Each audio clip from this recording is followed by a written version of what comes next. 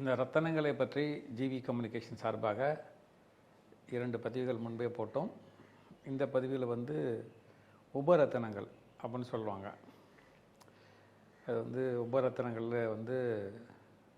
அதுவும் ரொம்ப முக்கியமான விஷயங்கள் தான். இப்போ 9 கிரகங்களுக்கு 9 கற்கள் இருக்குன்னு ஒரு விஷயம் இருக்குது.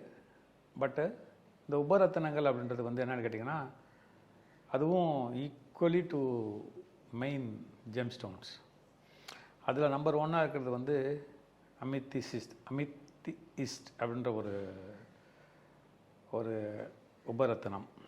இது பார்க்குறதுக்கு சிவப்பாக இருக்கும். இதனுடைய கண்டிஷன் கலர் மாறும். அணிஞ்சிட்டா கலர் மாறும். அது ரெட்டாக இருக்கும், கொஞ்சம் ப்ளூவாக இருக்கும், அப்புறம் க்ரீனாக மாறும்னு சொல்கிறாங்க. இது ரொம்ப ஒரு இம்பார்ட்டண்ட் ஒரு கல். இது இந்த கல்லை பற்றி நாங்கள் படிக்கும்போது எனக்கே ரொம்ப ஆச்சரியமாக இருந்துச்சு. அந்த ஆச்சரியமான விஷயங்கள் என்னென்னா, இது யார் வேணாலும் அணிஞ்சிக்கலாம். முக்கியமாக ஆன்மீகத்தில் ரொம்ப ஈடுபட்டுக்கன்னா இதை அனுபவிச்சுக்கிறது இதை அனுபவிச்சுக்கிறது ரொம்ப நல்லது. இது மனசை ஒருமுகப்படுத்துறதுக்கு உதவுது, நினைவாற்றல் அதிகரிக்க உதவுது, ஒரு தெளிவான ஒரு முடிவுகள் எடுக்க உதவுது, மன சஞ்சலம் பயம் அப்படி இருக்கிற சமைச்செல்லாம் இது எடுத்துடுது. தியானம் பண்ணுறவங்களுக்கு ரொம்ப ஹெல்ப் பண்ணுதுன்றாங்க. உள்ளுணர்வு, அதாவது இன்ட்யூஷன், அது அதிகரிக்குது அப்படின்னு சொல்கிறாங்க. அப்புறம் நம்ம சொல்கிற வார்த்தைகள் சரியாக இருக்கனால இது மற்றவங்க நம்ம பேச்சை கேட்டு நடப்பாங்க அப்படின்றது ஒரு இது. இப்போ முக்கியமாக இந்த கலை உலகில் இருக்கிறவங்கெல்லாம், இந்த எழுத்தாளர்கள், கற்பனை திறன் வச்சு சில படைப்பாளிகள், அவங்களுக்கெல்லாம் இது ரொம்ப ஹெல்ப்ஃபுல்லாக இருக்கும்னு அந்த பழைய கால குறிப்பில் இருக்குது. அதே மாதிரி உடலுக்கு உடல் ரீதியாக நிறைய ஹெல்ப் பண்ணுது. இந்த இன்சோமேனியா அப்படின்னு சொல்லக்கூடிய தூக்கமின்மை, அந்த மாதிரி வியாதிகளுக்கெல்லாம் இது ரொம்ப ரொம்ப ஹெல்ப் பண்ணுற ஒரு ஜெம்ஸ்டோனாக இருக்குது. அதே மாதிரி இந்த கொஞ்சமாக பயந்துகிட்டு இருக்கிறவங்க, ஆங்ஸைட்டியில் இருக்கிறவங்க, டிப்ரெஷன் இருக்கிறவங்க, அவங்களுக்கெல்லாம் இது ஒரு பெரிய ஒரு நல்ல ஒரு இருக்குன்றாங்க. இது பல சித்தர்களை அணிவித்து பயன்பெற்றிருக்கிறதாக குறிப்புகள் இருக்குது. இது கெட்ட விஷயங்களுக்கும் முன்ன பயன்படுத்திட்டுருங்க, அதாவது செய்வினை அது மாதிரிலாம்.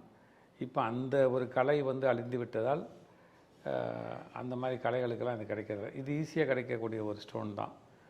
ஒன் செகண்ட், அதை முன்பதிவில் சொன்ன மாதிரி இந்த ஸ்டோனும்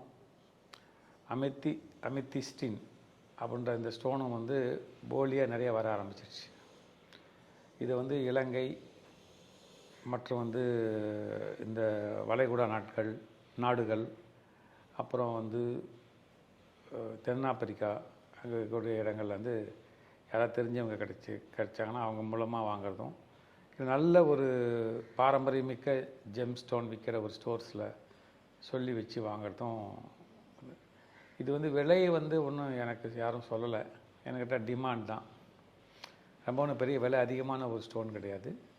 இதை ஈஸியாக வாங்கலாம். வாங்கி வெள்ளியில் பண்ணி திருப்பி முன்பே நாங்கள் சொன்ன மாதிரி, அதாவது பின்பக்கம் மோதிரத்தின் அந்த கல் வைக்கிற இடத்துக்கு பின்பக்கம் ஓப்பன் அப்படின்னு சொல்லுவாங்க, அது பண்ணி போட்டுக்கிறது நல்லது. இதுக்கு முன்னே நான் சொன்ன எல்லா கற்களையுமே சுத்தப்படுத்தணும். சுத்திகரிக்கிறதுன்றது ரொம்ப சிம்பிள் மேட்டர்.